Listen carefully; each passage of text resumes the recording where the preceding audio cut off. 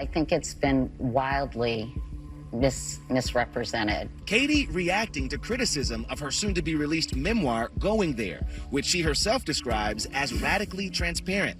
Among the leaks, her sympathetic text conversations with Matt after he was fired, as she tried to come to terms with the accusations of inappropriate sexual behavior against him. The side of Matt I knew was the side of Matt I think you all knew. He was kind and generous. She says it all the time. That's not true. I'm good. As I got more information and learned what was going on behind the scenes, it was really upsetting. It was really devastating, but also disgusting. And, you know, I think what I realized is there was a side of Matt I never really knew.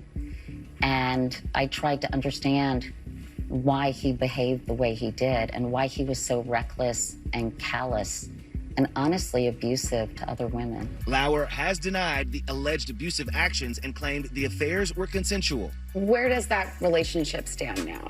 We have no relationship. Katie also feeling the heat from some of her comments made about other women in the business, including Ashley Banfield, saying she, quote, heard Ashley's father was telling anyone who'd listen that she was going to replace me, a claim Banfield has adamantly denied on her own show. It's just not true. And while Katie claims she mentored scores of women, she admits to having her own insecurities, saying, quote, I was less welcoming when charismatic female correspondents entered my sphere. I felt like I had to protect my turf. I think that's brutally honest, you know? I think that when there are very few jobs for women and men are making decisions not necessarily based on, you know, the right criteria, that sometimes you do get insecure and sometimes you do get territorial. I think it's human nature. Did you ever actively try to sabotage another female on-air correspondent? Never. I think I just wish that maybe I had extended myself more and shown people the ropes a little bit more. But I think when people are outwardly kind of vying for your job, it is hard to be generous, I think.